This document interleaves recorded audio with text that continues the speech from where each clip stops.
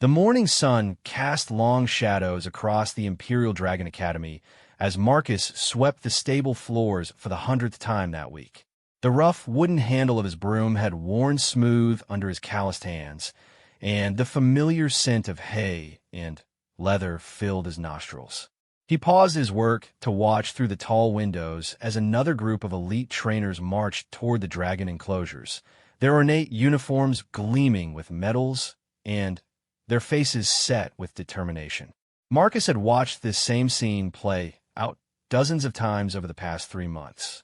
The Empire's finest dragon trainers would stride confidently toward the massive black dragon that had been brought from the Outer Rim worlds, convinced that their years of training and their advanced techniques would finally break the creature's spirit.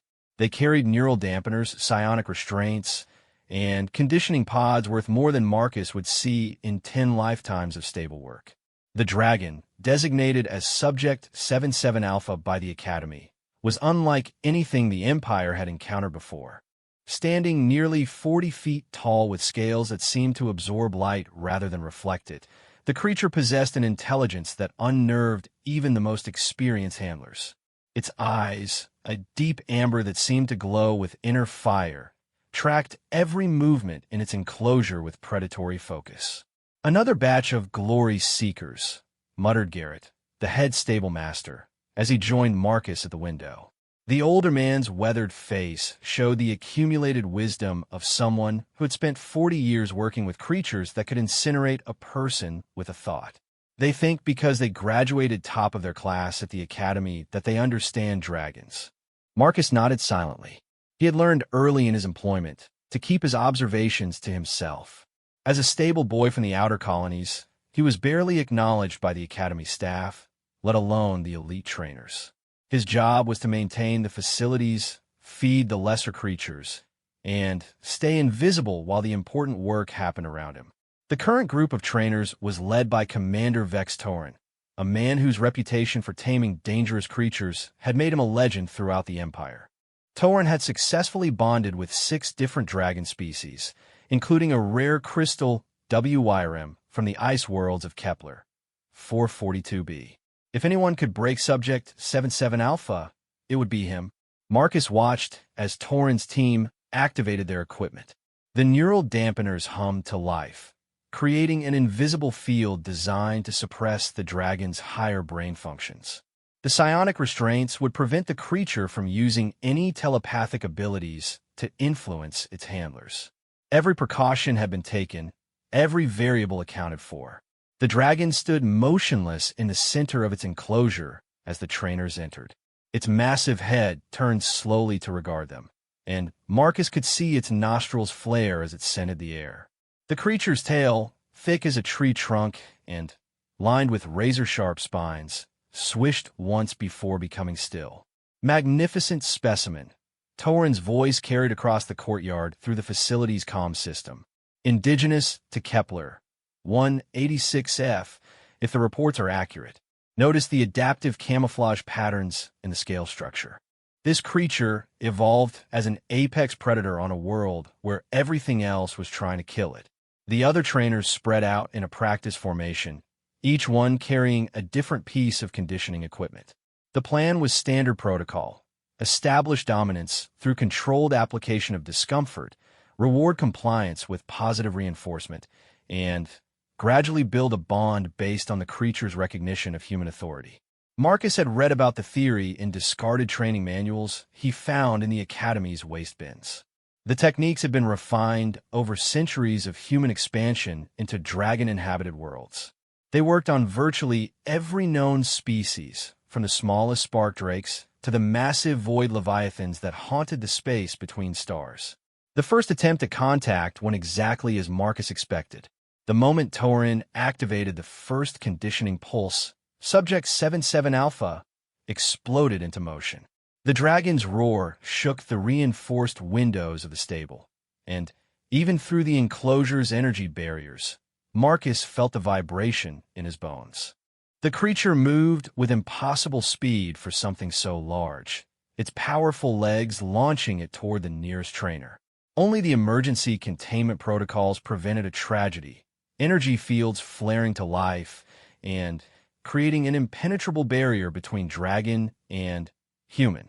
Increase the dampening field, Tauren ordered, his professional composure intact despite the violence of the dragon's response. This one has stronger mental defenses than anticipated. For the next 2 hours, Marcus watched the same pattern repeat. The trainers would attempt to establish contact. The dragon would respond with fury and aggression, and the safety systems would prevent anyone from getting killed. By the end of the session, Tauren's team was exhausted, and the dragon was no less hostile than when they had started. "We'll try again tomorrow," Tauren announced as they packed up their equipment. Sometimes the most valuable creatures require patience to properly train. As the trainers filed out of the enclosure, Marcus noticed something that made him pause in his sweeping. Subject 77 Alpha was not pacing or thrashing as most defeated creatures did after a training session. Instead, the dragon had settled into a resting position near the far wall of its enclosure, but its great head was turned toward the windows where Marcus stood. For a moment that stretched longer than it should have, boy and dragon looked at each other across the distance. Marcus felt an odd sensation, as if something was gently probing at the edges of his thoughts, but the feeling was so subtle he might have imagined it. The dragon's amber eyes seemed to focus on him with an intelligence that went beyond animal cunning. There was something almost curious in that gaze, as if the creature was trying to understand what it was seeing. "Boy, those stalls won't muck themselves." Garrett's sharp voice broke the moment, and Marcus quickly returned to his work. But as he went about his duties for the rest of the day, he found himself thinking about that brief connection. While the Empire's finest trainers had tried to dominate the dragon through technology and force, Marcus had simply looked at it, and for just a moment it had looked back. That evening, after the academy had settled into its nighttime routine, Marcus found himself walking past the dragon enclosures during his final rounds. Most of the creatures were asleep, or at least resting, but Subject 77 Alpha was awake, its great form silhouetted against the far wall. As Marcus approached the observation window, the dragon's head turned toward him once again. This time, there was no mistaking the intelligence in those amber eyes. The creature was studying him, trying to understand who he was and why he was different from the others. Marcus pressed his hand against the cool glass of the observation window and spoke in a voice barely above a whisper. "I wonder what your real name is." The dragon's ears, small and almost cat-like despite the creature's massive size, perked up at the sound of his voice. It tilted its head slightly, and Marcus could have sworn he saw something like surprise in its expression. "They call you Subject 77 Alpha," Marcus continued, feeling slightly foolish for talking to a creature that couldn't possibly understand him. "But that's not really a name, is it? That's just what they call you because they don't know who you are." The dragon rose from its resting position and moved closer to the window, its steps careful and deliberate. When it reached the barrier, it lowered its massive head until it was level with Marcus's face, separated only by the reinforced glass and energy field. Up close, Marcus could see details that the trainer's equipment readings couldn't capture. The dragon's scales weren't uniformly black as they appeared from a distance, but showed subtle patterns of deep blue and purple that shifted like oil on water. Its eyes held flecks of gold that seemed to move in the amber like living stars. "You understand more than they think you do, don't you?" Marcus whispered. The dragon's response was so subtle that anyone else might have missed it. The great creature blinked once, slowly and deliberately, its eyes never leaving Marcus's face. Marcus felt his heart skip a beat. That had been intentional, purposeful communication. Not the mindless aggression that the trainers had encountered, but a genuine attempt to respond to his words. "I have to go," Marcus said reluctantly, glancing around to make sure no one was watching. "But I'll come back tomorrow night, if you want me to." As he turned to leave, Marcus heard a sound that made him freeze in place. It was barely audible through the containment systems, more felt than heard. The dragon was making a low, rumbling sound deep in its throat. Not a roar or a growl of aggression, but something else entirely. It almost sounded like a purr. Marcus looked back one more time to see the dragon settling back into its resting position, but its eyes remained fixed on the window where he had stood. There was something different about the creature's posture now, less tense than it had been during the day. As Marcus completed his rounds and headed back to his small quarters in the staff wing, his mind raced with questions. Why had the dragon responded to him when it had shown nothing but hostility toward the trained professionals? What was it about his approach that was different? The answer came to him as he lay in his narrow bunk, staring at the ceiling. Every trainer who had attempted to work with Subject 77 Alpha had approached it as a problem to be solved, a creature to be dominated and controlled. They had used technology and force and conditioning to try to break the dragon's spirit.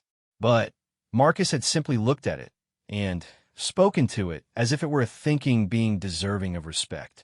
The next morning brought a new team of trainers, led by instructor Kara Voss from the Academy's Advanced Conditioning Department. Voss had written 3 textbooks on interspecies psychology and held patents on several breakthrough training techniques. Her credentials were impeccable, her success rate unquestioned. Marcus watched from his position in the stables as Voss's team prepared their equipment.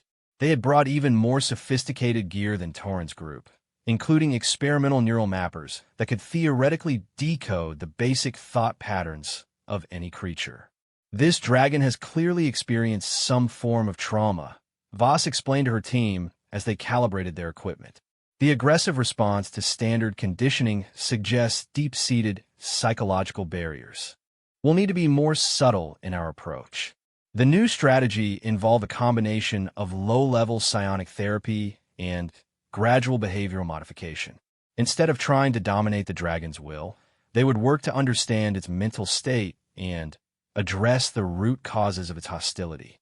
It was a more humane approach than the previous attempts, and Marcus found himself hoping that it might work. Despite his growing connection to the dragon, he recognized that it couldn't remain in captivity indefinitely. Either it would be successfully trained to work with human handlers, or it would eventually be deemed too dangerous to keep alive. The Empire had strict protocols for creatures that couldn't be domesticated. Voss's first session began with passive observation. Her team set up their monitoring equipment and simply recorded the dragon's behavior patterns for 2 hours without attempting any direct interaction. Subject 77 Alpha seemed more relaxed during this phase, moving around its enclosure and even feeding on the synthetic meat that was provided for its meals. Fascinating, Voss commented as she reviewed the data. Look at these neural activity patterns. This creature is demonstrating problem-solving capabilities that exceed our standard intelligence metrics. It's not just smart for a dragon, it's genuinely intelligent by any reasonable measure. When the team finally entered the enclosure, they moved slowly and avoided any sudden movements. Voss herself took the lead, carrying only a small psionic resonator designed to facilitate peaceful mental contact. The dragon watched their approach with obvious wariness, but didn't immediately attack. It remained in the center of its enclosure, head raised and muscles tensed, ready to defend itself if necessary. Easy, Voss said in a calm, soothing voice. We're not here to hurt you. We just want to understand. She activated the resonator, and Marcus could see the subtle shimmer in the air as the device created a field of harmonized mental energy. The technique was designed to lower psychological barriers and create a state of mutual empathy between species. For a moment, it seemed like it might work. The dragon's posture relaxed slightly, and its breathing became slower and more regular. Voss took another step closer, her movements careful and non-threatening. Then, something went wrong. The dragon's head snapped up, its eyes blazing with sudden fury. It let out a roar that shattered 3 windows in the observation deck and sent Voss's team scrambling for the emergency exits. The creature's massive tail lashed out, smashing equipment and leaving deep gouges in the reinforced walls. Abort! Abort the session! Voss shouted as she backed toward the exit, her professional composure finally cracking under the intensity of the dragon's rage. Marcus watched in amazement as Subject 77 Alpha systematically destroyed every piece of equipment that had been left in its enclosure. The creature's movements were precise and purposeful, targeting the technological devices while carefully avoiding any damage to its feeding station or the basic amenities of its living space. When the destruction was complete, the dragon settled back into its resting position and became perfectly calm, as if nothing had happened. What just occurred, and there was not random violence, Voss reported to the Academy's administration later that day. Marcus overheard the debriefing as he cleaned the windows that had been damaged by the dragon's roar. That creature specifically targeted our equipment while leaving everything else intact. It understood exactly what we were trying to do, and it rejected our approach completely. Director Ashford, the Academy's commanding officer, was not pleased with the results. This dragon has already cost us more in damaged equipment than we've spent on the last 10 successful training programs combined. How many more failed attempts are we going to allow before we admit that this creature cannot be tamed? Sir, with respect, we're dealing with an unprecedented level of intelligence here, Voss replied. This isn't a simple matter of conditioning an animal. We're trying to establish communication with what might be a genuinely sentient being. Sentient or not, it's still a dragon, Ashford stated firmly. And dragons serve the Empire, or they don't serve at all. I'm giving the training staff one more week to produce results. If no progress is made by then, Subject 77 Alpha will be transferred to the Research Division for dissection and analysis. Marcus felt a chill run down his spine at those words. The Research Division was where creatures went to die, their bodies studied, and cataloged to advance the Empire's understanding of xenobiology. If the dragon couldn't be trained in the next 7 days, it would be killed and cut apart in the name of science. That night, Marcus made his way to the dragon enclosures earlier than usual.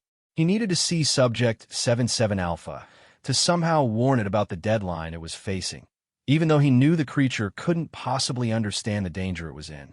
When he reached the observation window, he found the dragon waiting for him, as if it had known he would come. The massive creature was pressed against the barrier, its great head lowered to window level, watching for his arrival. They're going to kill you if you don't cooperate, Marcus said without preamble, his voice tight with emotion. One more week. That's all the time you have left. The dragon's eyes seemed to focus more intently on his face, and Marcus felt that strange sensation again, as if something was gently touching the surface of his thoughts. I wish I could help you, he continued. But I'm nobody, just a stable boy from Colony World that nobody cares about. I don't have training or equipment or any of the things those other people have.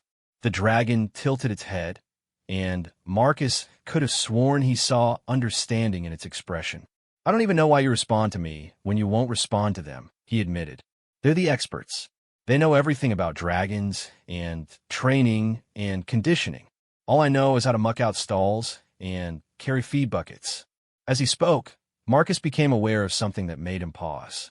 The dragon wasn't just listening to his words, it was paying attention to his tone, his body language, the emotions behind his speech.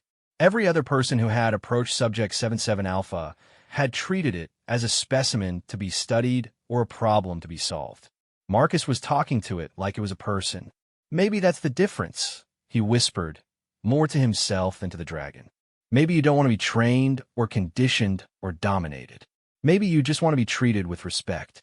The dragon's response was immediate and unmistakable. The creature straightened up and backed away from the window, then performed what could only be described as a bow. It lowered its great head and folded one foreleg beneath its body in a gesture that was clearly deliberate and meaningful. Marcus felt his eyes widen in shock. That had been a formal greeting, a sign of acknowledgement between equals. The dragon wasn't just intelligent. It was sophisticated enough to understand the concept of courtesy. You do understand, Marcus breathed. You've understood everything that's been happening here, haven't you? The trainers, the equipment, the tests.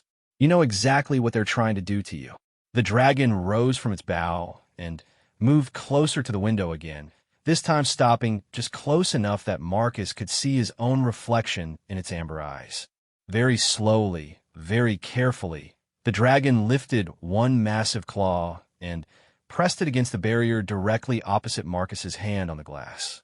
Even through the reinforced window and energy field, Marcus could feel the warmth radiating from the creature's touch. For a moment that seemed to last forever, boy and dragon stood connected across the barrier that separated their worlds. When the dragon finally pulled its claw away, Marcus saw that it had left a mark on the barrier, a pattern of small scratches that looked almost like writing. Marcus stared at the marks, his heart pounding. The scratches were too regular to be random, too purposeful to be accidental. They formed a series of symbols that looked vaguely familiar, though he couldn't place where he might have seen them before. "Did you just write something?" he asked in amazement.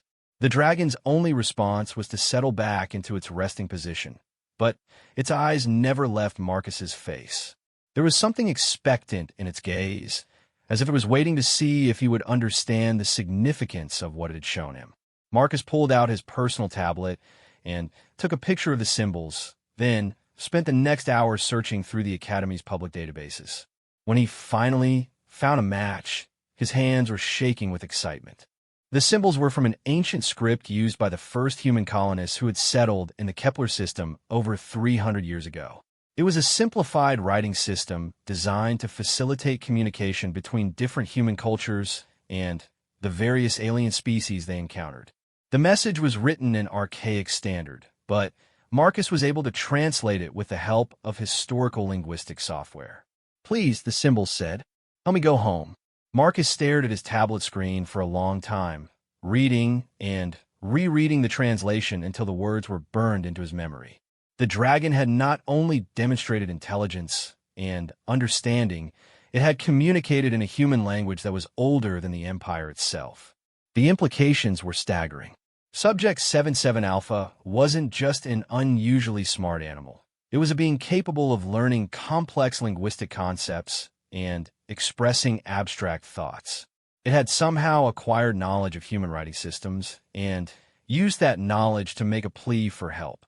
More importantly, the message suggested that the dragon had a concept of home, a place where it belonged and wanted to return to. This wasn't a mindless beast driven by instinct, but a thinking being that had been taken from everything familiar and trapped in an alien environment.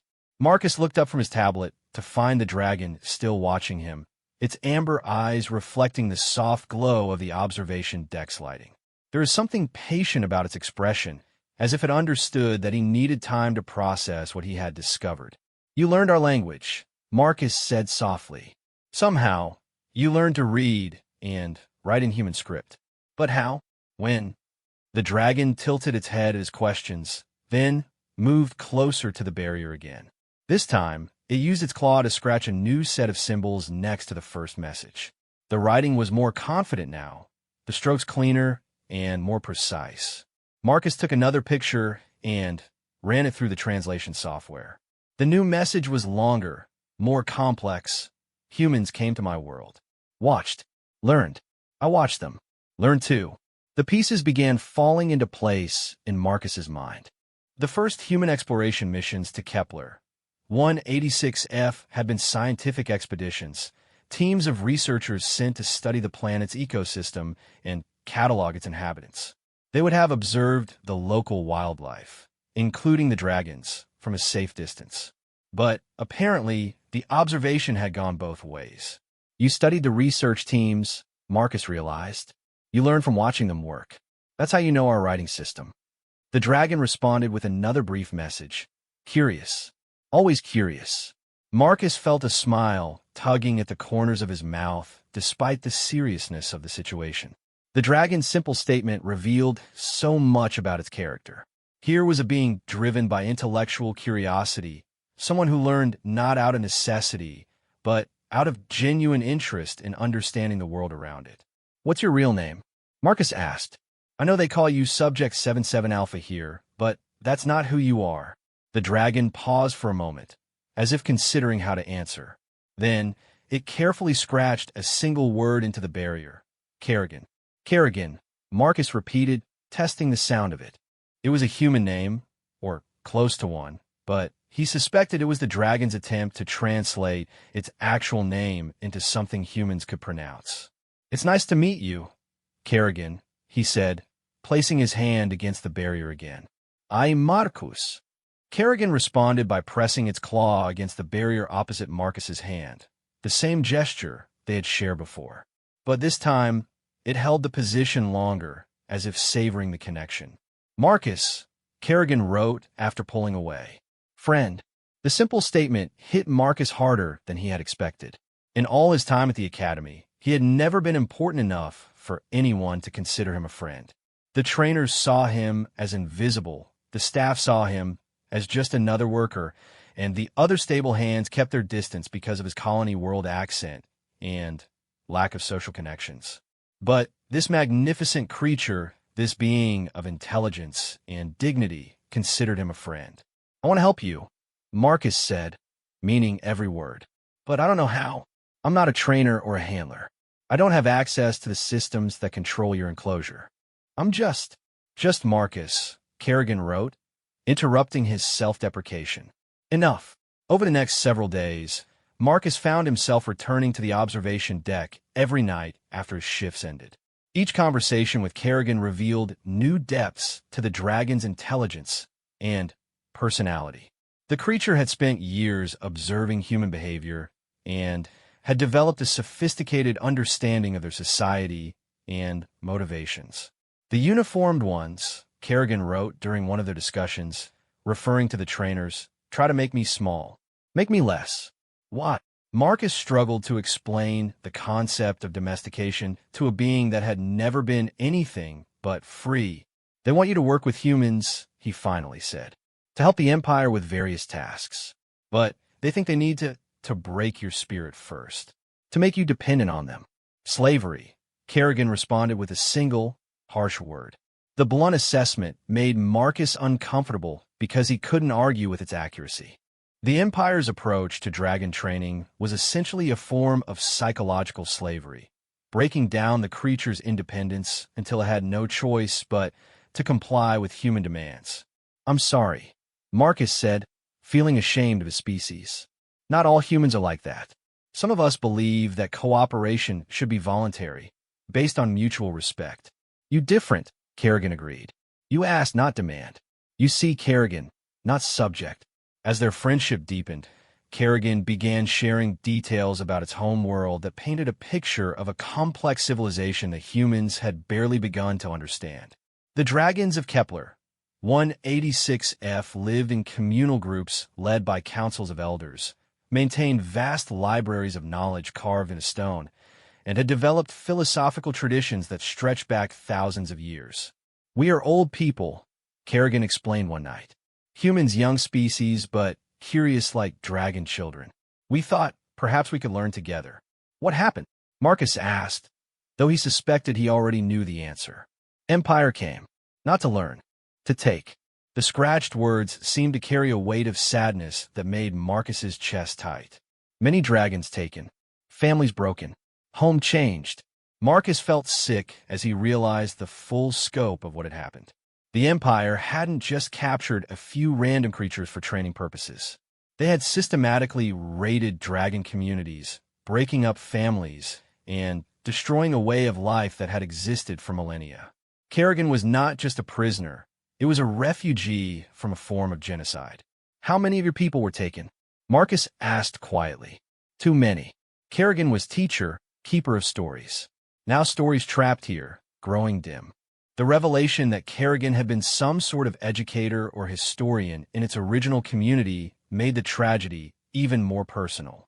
The Empire had not just captured a random dragon. They had kidnapped a scholar, someone whose role was to preserve and pass on the accumulated knowledge of their civilization. "The stories don't have to die," Marcus said suddenly, an idea forming in his mind. "You could teach them to me. I could write them down, preserve them in human records. Your people's knowledge wouldn't be lost." Kerrigan was quiet for a long time after Marcus made his suggestion. When it finally responded, there was something different about its posture, a sense of hope that hadn't been there before. "You would do this? Learn dragon stories?" "I would be honored," Marcus replied sincerely. And So began an extraordinary period of cultural exchange.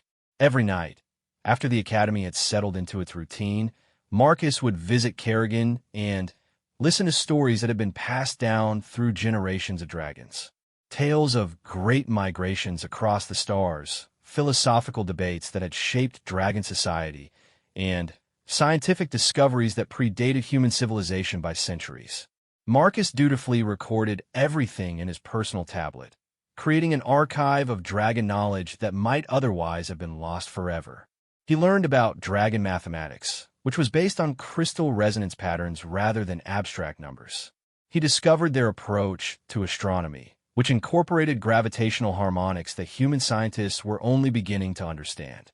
Most importantly, he began to appreciate the depth and sophistication of a culture that the Empire had dismissed as primitive. But as the week progressed, Marcus became increasingly aware of the deadline that was approaching. Director Ashford had given the training staff 7 days to produce results with Kerrigan, and 5 of those days had already passed. Soon, the dragon would be transferred to the research division, where its vast knowledge and gentle spirit would be extinguished in the name of Imperial science. Kerrigan, Marcus said during their 6th night together, "I need to tell you something. If the trainers can't make progress with you by tomorrow, the Academy is going to hurt you. Permanently. Kill Kerrigan." The dragon wrote simply, "Understand." Expected this. Marcus was stunned by the calmness of Kerrigan's response. "How can you be so accepting? Aren't you afraid? Death comes to all beings. But stories..." Kerrigan paused in its writing, seeming to consider its words carefully. "Stories live in Marcus now. Kerrigan, people not forgotten." The dragon's quiet dignity in the face of death made Marcus feel ashamed of his own helplessness. Here was a being of profound wisdom and culture, someone who had chosen to spend what might be its final days sharing knowledge with a stable boy from nowhere, and Marcus could do nothing to save it. "There has to be something," he said desperately. "Some way to prove to them that you're more than just an animal to be trained or studied." "Marcus, good friend," Kerrigan replied, "but Empire not interested in dragon wisdom, only dragon service." As Marcus walked back to his quarters that night, his mind raced through every possibility he could think of. He could try to contact the media, but who would believe a story from an anonymous stable worker? He could attempt to alert interstellar conservation groups, but by the time they responded, Kerrigan would already be dead. Then, as he lay in his narrow bunk staring at the ceiling, a desperate idea occurred to him. It was dangerous, probably foolish, and would almost certainly cost him his job. But it was the only chance Kerrigan had. The next morning, Marcus watched from the stable windows as the final group of trainers prepared for their last attempt to work with the dragon. This team was led by Master Trainer Aldrich Voss, Instructor Voss's father, and one of the most renowned dragon handlers in the Empire. If anyone could succeed where the others had failed, it would be him. Aldrich Voss was a legend in the field, a man who had spent 60 years working with every known species of dragon. His approach combined old-school dominance techniques with cutting-edge technology, and his success rate was unmatched. He had been brought out of semi-retirement specifically to deal with Subject 77 Alpha. "This creature has made fools of some very competent people," Voss told his team as they checked their equipment. "But in the end, it's still just a dragon. It may be more intelligent than average, but intelligence without discipline is meaningless. Today, we will teach it the meaning of proper order." Marcus felt his stomach clench as he watched the team enter Kerrigan's enclosure. They carried the most advanced conditioning equipment the Academy possessed, including neural inhibitors that could suppress specific brain functions and behavioral modification devices that could literally rewrite a creature's personality. The plan was to systematically break down Kerrigan's resistance through a combination of psychological pressure and neurological manipulation. It was efficient, thorough, and completely inhumane. As Voss activated the first neural inhibitor, Marcus saw Kerrigan's reaction through the observation windows. The dragon's movements became sluggish and uncoordinated as the device suppressed its higher cognitive functions. The magnificent intelligence that Marcus had come to know and respect was being deliberately diminished, reduced to a more manageable level. Excellent, Voss commented as he watched the dragon's responses slow. We're seeing significant reduction in aggressive behavior patterns. Increase the suppression field to 60%. Marcus couldn't watch anymore. While the Empire's finest trainer systematically destroyed everything that made Kerrigan unique, he put his plan into action. The Academy's communication center was located in the administrative wing, accessible only to senior staff and authorized personnel. Marcus had no business being there, but his years of invisible service had taught him how to move through the facility without being noticed. The communication officer on duty was Lieutenant Barnes, a bored-looking woman who spent most of her shift reading personal messages on her tablet. Marcus waited until she left for her lunch break, then quickly accessed one of the open terminals. His hands shook as he composed the most important message of his life, addressed to every major news network, conservation group, and political organization in the Empire. The message included video recordings of his conversations with Kerrigan, translations of the dragon's writing, and detailed documentation of the cultural knowledge that the creature had shared. The subject line read, "Genocide in progress. Empire destroying sentient civilization." Marcus knew that sending the message would end his career and probably land him in prison, but as he hit the transmission key, he felt a sense of peace he hadn't experienced in years. Whatever happened to him, Kerrigan's story would survive. He made it back to the stables just as alarms began blaring throughout the facility. Someone had discovered his unauthorized transmission, and security teams were already mobilizing to find the source of the leak. Through the observation windows, Marcus could see that Voss's conditioning session was still in progress. Kerrigan stood motionless in the center of the enclosure, its movements reduced to basic motor functions by the neural suppression field. The proud, intelligent being that Marcus had befriended was gone, replaced by a hollow shell that responded only to direct commands. "Marcus!" Garrett's voice cut through the alarm noise. "What did you do?" Marcus turned to face his supervisor, knowing that there was no point in lying. "I told the truth," he said simply. Before Garrett could respond, Director Ashford himself burst through the stable doors, flanked by a squad of security guards. The director's face was flushed with rage, and his voice shook with barely controlled fury.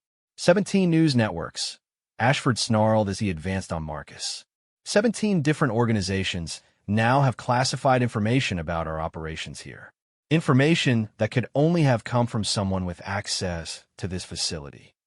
Marcus stood his ground, drawing strength from the knowledge that Kerrigan's story was now beyond the Empire's ability to suppress. "The dragon is sentient," he said clearly, making sure his words carried to everyone in the room. "It has a name, a culture, a family that misses it. What you're doing here is murder." Ashford backhanded Marcus with enough force to send him stumbling backward into a pile of feed sacks.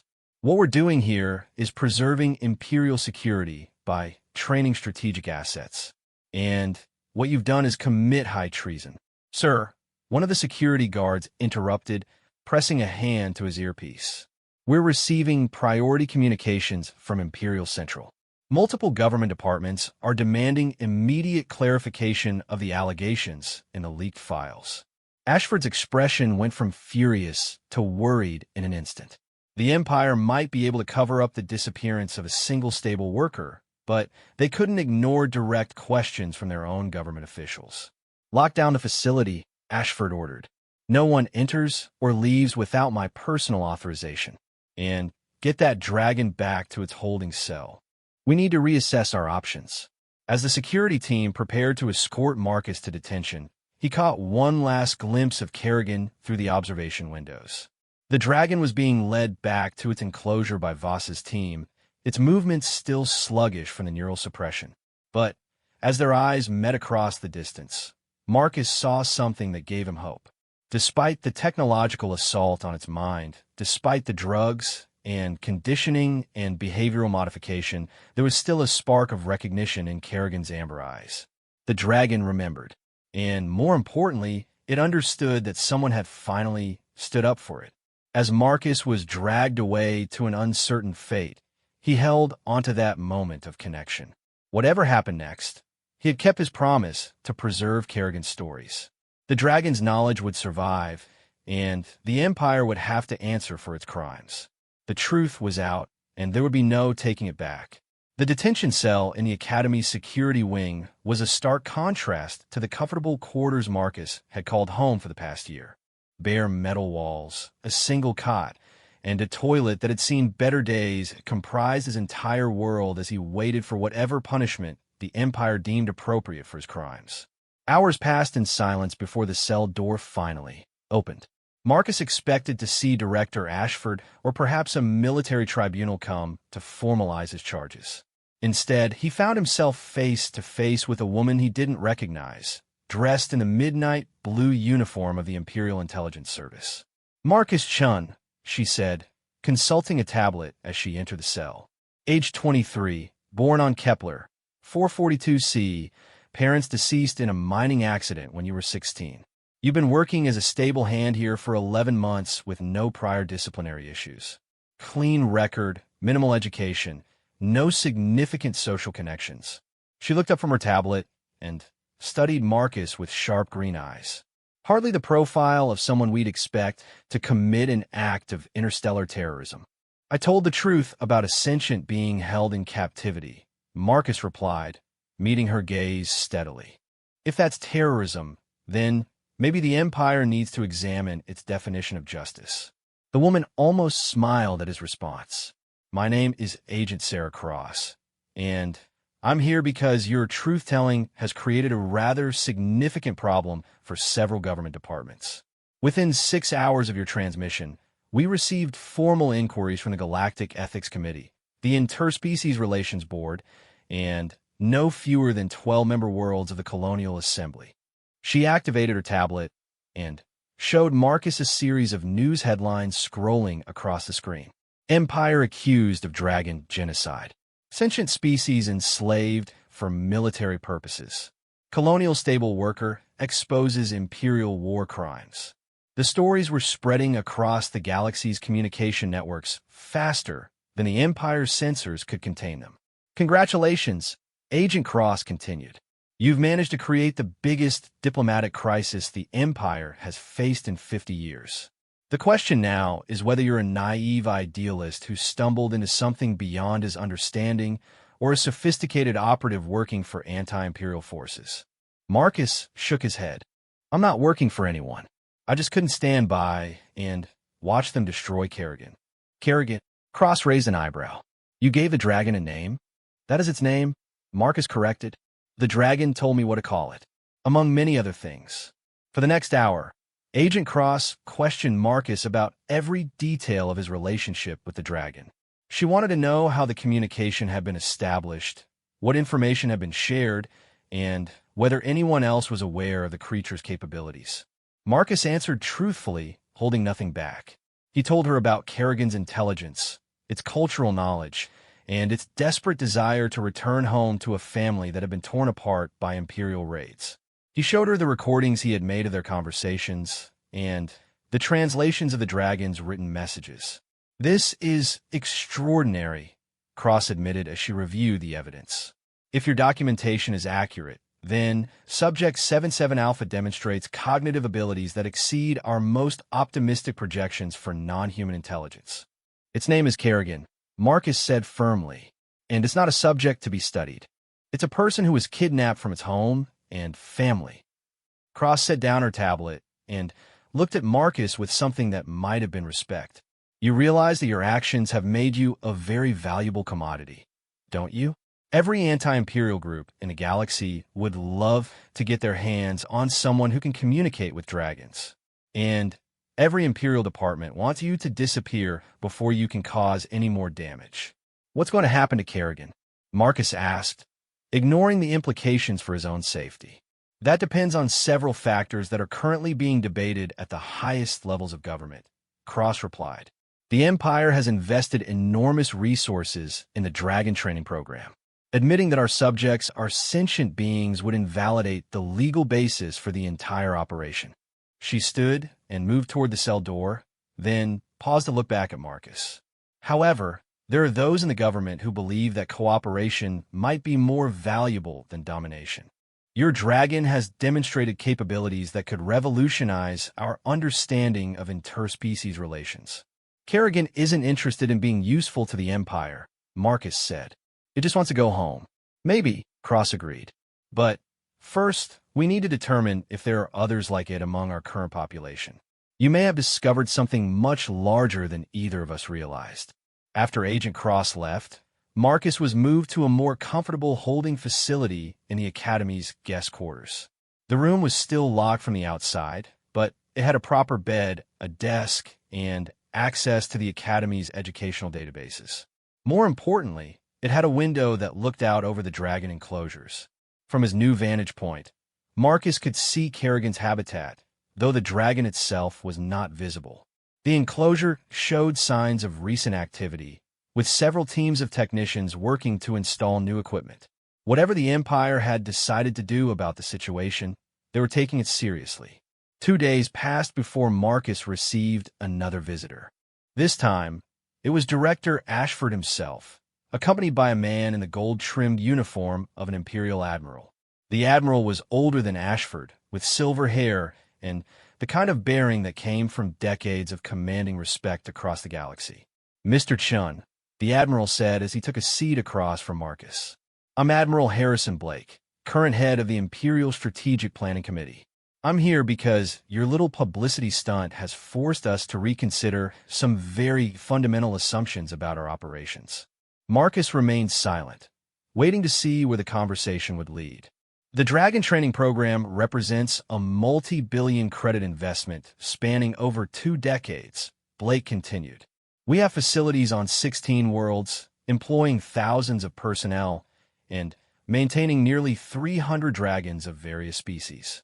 The economic and strategic implications of declaring these creatures sentient are considerable." Ashford leaned forward in his chair. "However, we're also pragmatists. If these dragons possess intelligence comparable to what you've documented, then our current approach may be significantly less effective than alternative methods. You want to try cooperation instead of domination," Marcus realized. "We want to explore all options," Blake corrected, "which is why we're prepared to offer you a deal. Work with us to establish communication protocols with other dragons in our program. Help us determine which individuals are capable of higher reasoning and which are simply intelligent animals. In exchange, we'll consider modifying our training methods to focus on voluntary cooperation rather than psychological conditioning." Marcus felt a surge of hope, followed immediately by suspicion. "What about Kerrigan? What happens to it while I'm helping you evaluate other dragons?" Subject 7. Kerrigan will be transferred to a modified habitat designed for long-term observation rather than training, Ashford replied. "We'll suspend all conditioning protocols pending the results of your expanded evaluation program." It wasn't freedom, but it was a reprieve. More importantly, it was an acknowledgement that Kerrigan was something more than a training subject. "And if I refuse?" Marcus asked. Blake's expression became colder. "Then, Kerrigan will be transferred to a research facility where its cognitive capabilities will be studied through more invasive methods. You'll be charged with treason and espionage, and any chance of improving conditions for the dragons in our program will disappear." The choice was clear, though Marcus didn't like the implications of cooperating with the system that had created the problem in the first place. But if there was a chance to help not just Kerrigan, but hundreds of other dragons, he had to take it. "I want to see Kerrigan before I agree to anything," he said. "I need to know that it's truly safe." Blake nodded. "Arranged. You'll have 1 hour to confirm its status. Then, we'll need your decision." The walk to Kerrigan's enclosure felt like the longest of Marcus's life. He had no idea what condition the dragon would be in after the neural conditioning session, or whether the creature would even remember their friendship. The thought that Kerrigan might have been reduced to a mindless shell made his stomach churn.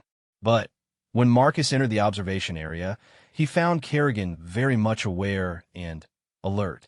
The dragon was resting near the far wall of its enclosure, but its head came up immediately when it sensed his presence.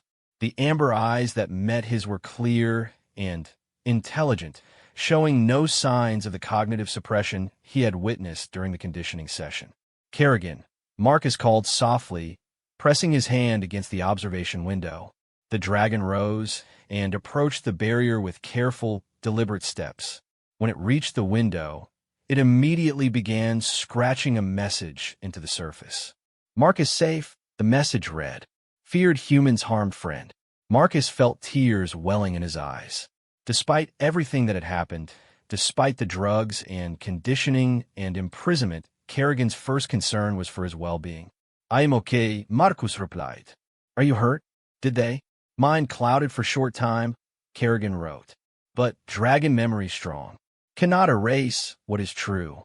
Over the next hour, Marcus explained the situation to his friend.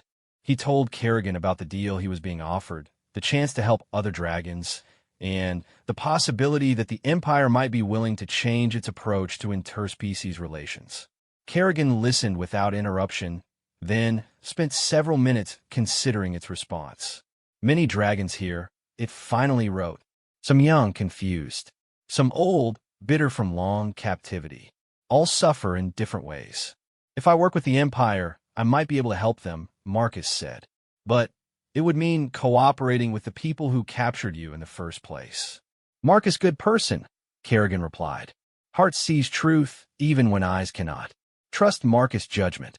As their conversation continued, Marcus began to understand the full scope of what the Empire was proposing.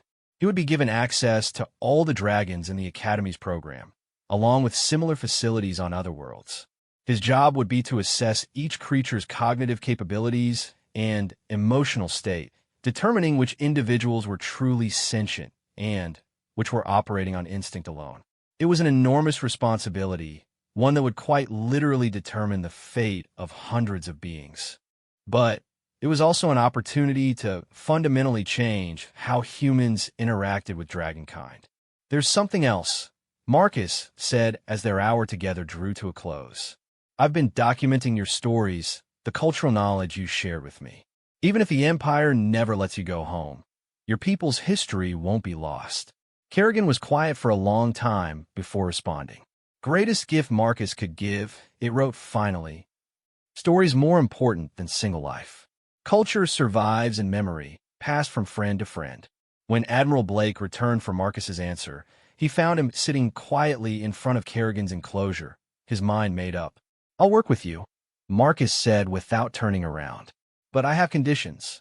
Blake raised an eyebrow. "You're hardly in a position to make demands." "I want regular access to Kerrigan throughout the evaluation process," Marcus continued.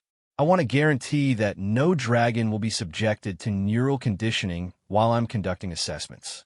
And I want to promise that any dragon I identify as sentient will be transferred to improved living conditions immediately." And in return, Marcus finally turned to face the Admiral. "I'll give you something more valuable than trained dragons. I'll give you allies." Blake considered this for a moment, then nodded slowly. "Very well. We have an agreement." As they walked back toward the administrative wing to formalize the arrangement, Marcus caught one last glimpse of Kerrigan through the observation windows. The dragon was watching their departure with those wise amber eyes, and Marcus could almost feel the weight of trust that his friend was placing in him. The next phase of their journey was about to begin, and for the first time since his arrest, Marcus felt genuinely hopeful about the outcome. He had managed to save Kerrigan from immediate destruction, and now he had a chance to help hundreds of other dragons who were trapped in the Empire's facilities. It wouldn't be easy. There would be bureaucrats to convince, protocols to develop, and skeptical trainers to win over. But Marcus had learned something important from his friendship with Kerrigan. Sometimes the most powerful tool for change wasn't force or technology or political maneuvering. Sometimes all it took was treating someone with basic respect and asking please. The real work was just beginning. The Dragon Evaluation Program, as it came to be officially known, began 3 weeks after Marcus's agreement with Admiral Blake. The Empire had moved quickly to establish the new protocols, driven by mounting pressure from both internal ethics committees and external diplomatic channels. News of the Dragon Whisperer had spread throughout Imperial space, and every facility housing dragons was now under intense scrutiny. Marcus's first assignment took him to Station Omega 7, a massive orbital facility that served as the primary training center for the Empire's most dangerous dragons. The station housed 43 creatures representing 12 different species, all of them considered too volatile or unpredictable for conventional conditioning programs. As Marcus's transport docked with the station, he felt the familiar mix of anticipation and nervousness that had become his constant companion since beginning this work. Each facility presented new challenges, new personalities to understand, and new opportunities to either help or fail the beings under his evaluation. Commander Janet Rourke, the station's commanding officer, was waiting in the docking bay when Marcus disembarked. A compact woman with steel-gray hair and the bearing of someone who had spent decades dealing with dangerous situations, she looked him over with obvious skepticism. "So you're the stable boy who thinks he can talk to dragons," she said without preamble. "I've read the reports from the Academy. Impressive work, if the documentation is accurate." Marcus had grown accustomed to the mixture of doubt and curiosity that greeted him at each facility. "I don't talk to dragons, Commander. I listen to them. There's a difference." "We'll see," Rourke replied. "I've been running this station for 8 years, and I've never seen anything that would suggest our subjects are capable of sophisticated communication. Most of them spend their time either sleeping or trying to break out of their enclosures." As they walked through the station's corridors, Rourke gave Marcus a briefing on the facility's inhabitants. Station Omega 7 specialized in what the Empire classified as apex predator species, dragons whose size, strength, or aggressive tendencies made them unsuitable for standard training protocols. Subject 12 Alpha is a void leviathan from the deep space regions near the galactic core, Rourke explained as they passed a series of reinforced observation windows. 40 meters long, capable of surviving in hard vacuum, and completely unresponsive to any form of conditioning. "We've had it for 6 years, and it's never shown any interest in human contact whatsoever." Marcus paused at the observation window and peered into the vast chamber beyond. The void leviathan was unlike any creature he had seen before, its serpentine body covered in scales that seemed to absorb light like a living shadow. Bioluminescent patterns pulsed along its flanks in slow, hypnotic rhythms, and its eyes were the deep purple of cosmic radiation. "Has anyone ever tried simply approaching it without conditioning equipment?" Marcus asked. Rourke looked at him as if he had suggested walking into a fusion reactor. That creature could incinerate a dozen people with a single breath. "We're not about to risk personnel on the off chance that it might be feeling conversational. May I try?" The request led to 3 hours of safety briefings, equipment checks, and liability waivers. The station staff was clearly uncomfortable with the idea of allowing an untrained civilian into the same space as one of their most dangerous subjects. But Admiral Blake's orders had been explicit. Marcus was to be given full access to all dragons under Imperial control. When Marcus finally entered the Void Leviathan's enclosure, he was wearing a full environmental suit equipped with emergency teleportation systems and enough shielding to survive a direct hit from a plasma cannon. The dragon watched his approach with ancient eyes that held no readable expression. Marcus stopped about 30 meters from the creature and slowly removed his helmet, ignoring the alarm voices coming through his comm system. The air in the enclosure was thick and warm, with a metallic taste that reminded him of ozone after a lightning strike. "Hello," he said simply, his voice carrying clearly in the chamber's artificial atmosphere. "My name is Marcus. I'm here to listen if you want to talk." The Void Leviathan's head turned slightly, bringing one massive eye to focus on him. For several minutes, nothing happened. The dragon remained motionless, studying this strange human who had entered its domain without weapons or conditioning equipment.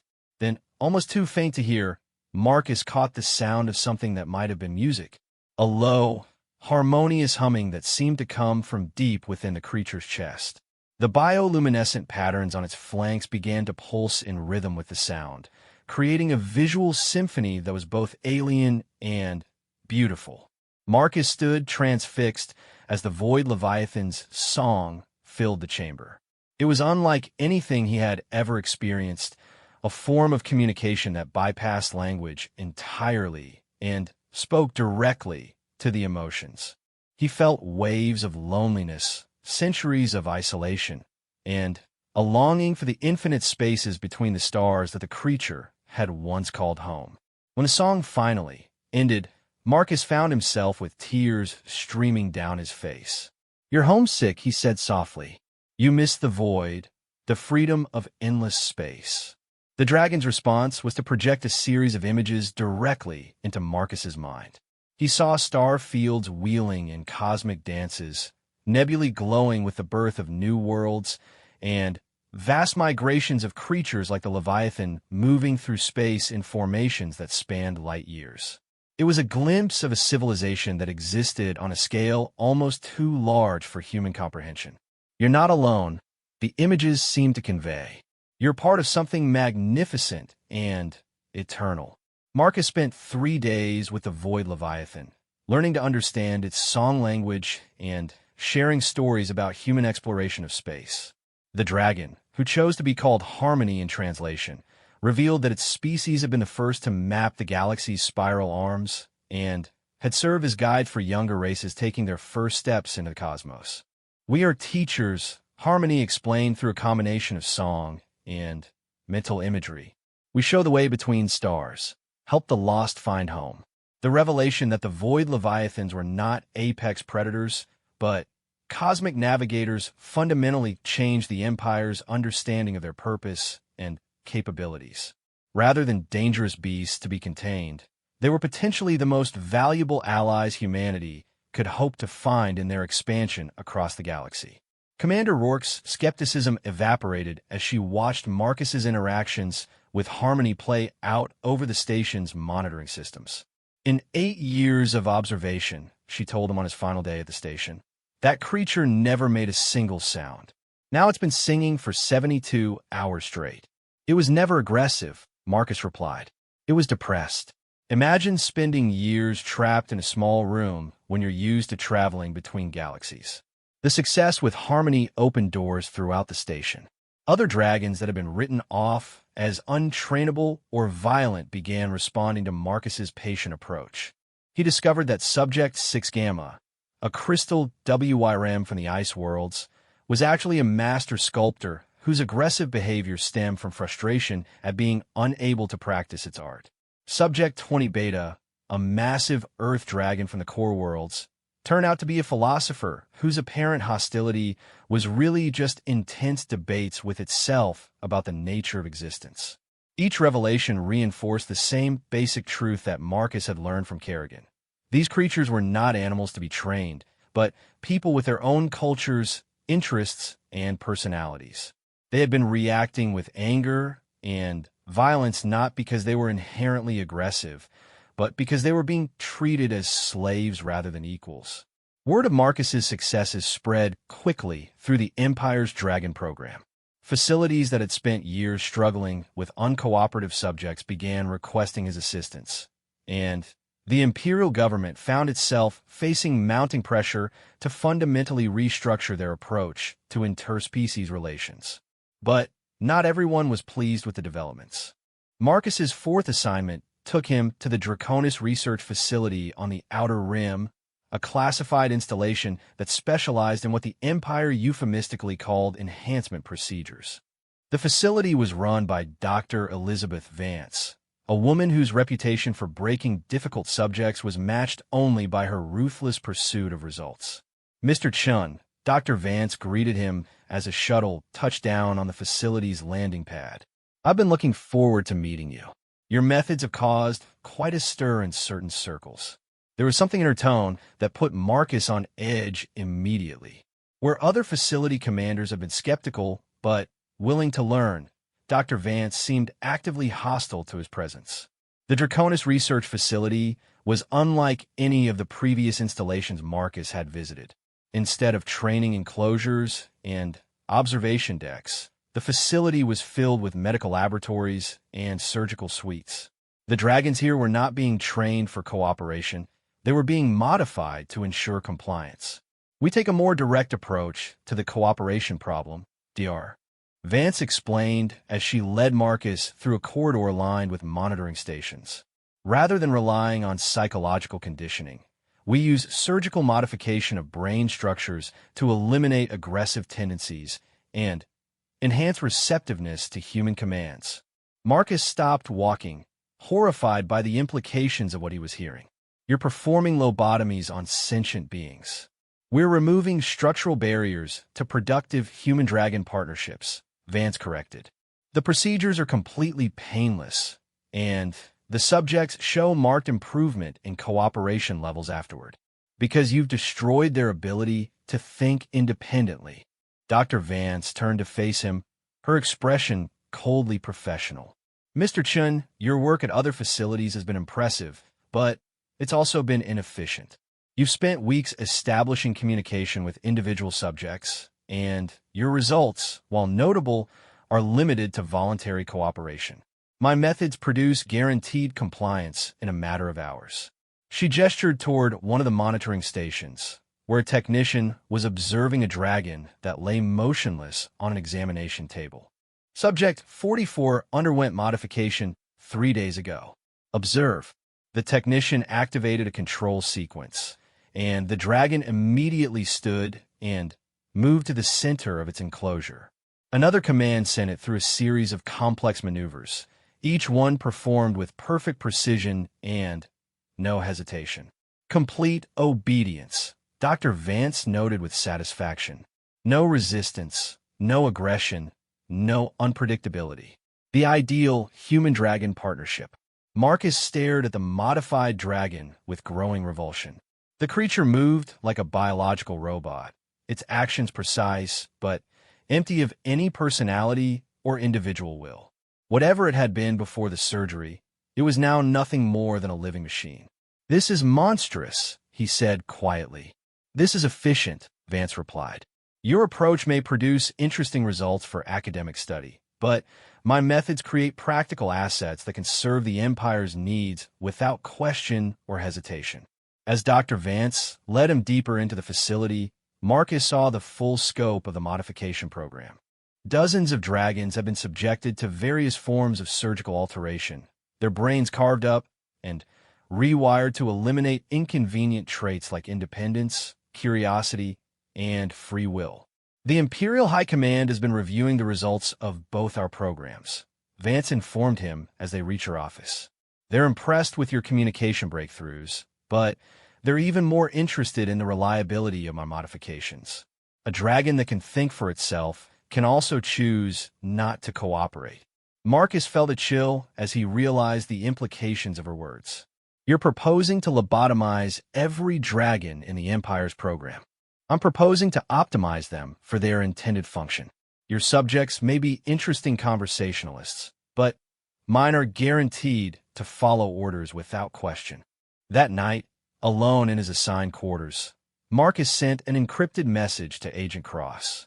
The communication protocols established for the Dragon Evaluation Program included emergency channels for reporting situations that required immediate intervention, and what Marcus had discovered at the Draconis facility clearly qualified.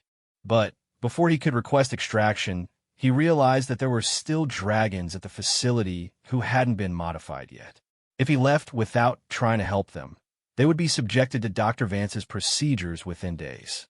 The next morning, Marcus requested permission to evaluate the unmodified subjects. Dr. Vance was clearly reluctant to allow it, but Admiral Blake's orders gave Marcus access to all dragons under Imperial control, regardless of their intended disposition. Very well, Vance agreed. But I warn you, these subjects are scheduled for modification within a week. Don't become too attached to their current personalities. The unmodified dragons at the Draconis facility were kept in a separate wing, away from the surgical suites and monitoring stations. As Marcus walked through the containment area, he could feel the fear and desperation radiating from the enclosures.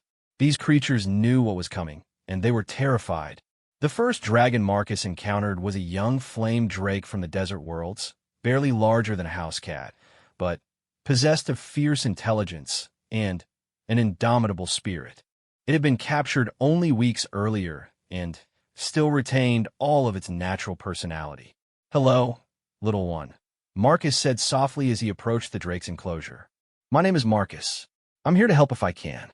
The flame drake regarded him with eyes like burning coals, then did something that caught Marcus completely off guard. It spoke, not in the written script that Kerrigan used or the song language of harmony, but in clear, accented standard. "You are the one they call the dragon speaker," the drake said in a voice like crackling flames. "We have heard stories carried on the wind. You freed the void singer and taught humans to listen." Marcus's mind reeled. Not only was this dragon capable of speech, but there was apparently some form of communication network among the captive dragons that allowed news to travel between facilities. "How do you know about the others?" he asked. "Dragons dream together," the flame drake replied. "In sleep, we share the sky paths our ancestors flew. News travels swift as starlight from world to world." The revelation that dragons possessed some form of telepathic communication network changed everything. It meant that every success Marcus achieved was being shared among the captive population, spreading hope and encouraging resistance to the Empire's control. It also meant that news of Dr. Vance's modification program was spreading just as quickly. "They mean to cut away our thoughts," the flame drake said, confirming Marcus's fears. "Make us hollow shells that think only what they command. You must stop this madness." Marcus spent the next 2 days documenting the capabilities of every unmodified dragon in the facility. Each one was unique, intelligent, and desperately afraid of the fate that awaited them. Their stories were heartbreaking testimonies to the Empire's cruelty and the dragon's remarkable resilience. But it was his final interview that changed the course of the entire program. The last dragon at the facility was an ancient storm WYRM from the atmospheric layers of a gas giant, a creature so old that it remembered the first human ships venturing beyond their home solar system.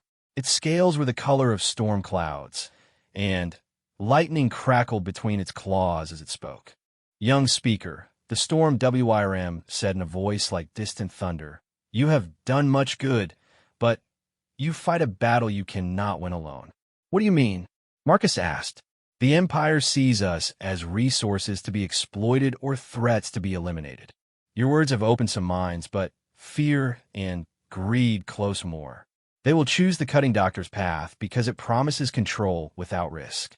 The storm WYRM moved closer to the barrier separating them, and Marcus felt the static electricity in the air make his hair stand on end. "But we are not helpless," the ancient dragon continued. "We have power they do not suspect, bonds they cannot break. If the Empire will not listen to reason, perhaps it will listen to consequences." Before Marcus could ask what it meant, every light in the facility suddenly went out.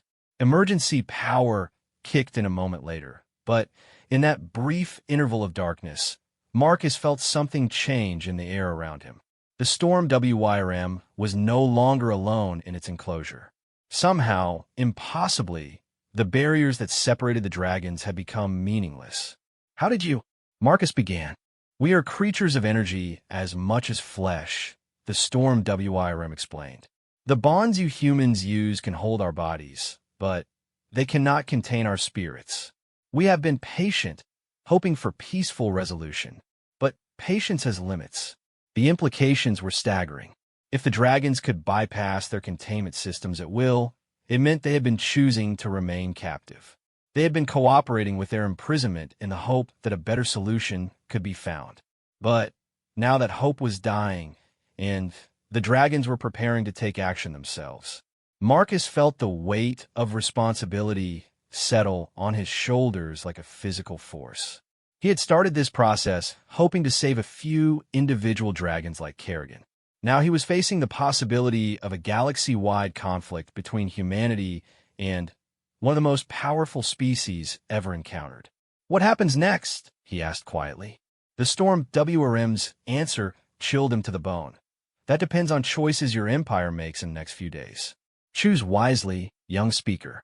The future of both our species may hang in the balance. Marcus's emergency transmission to Agent Cross triggered a cascade of events that reached the highest levels of Imperial government within hours.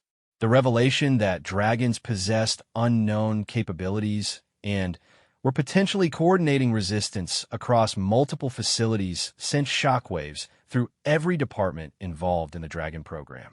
Within 12 hours of his report from the Draconis facility, Marcus found himself aboard a priority transport bound for the Imperial capital on Earth, accompanied by a full security detail and carrying documentation that had been classified at the highest levels of government. Agent Cross met him at the spaceport, her usual professional demeanor replaced by barely controlled urgency.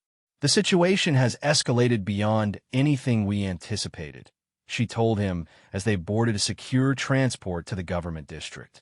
"Your report triggered emergency sessions in both the Military Council and the Colonial Assembly."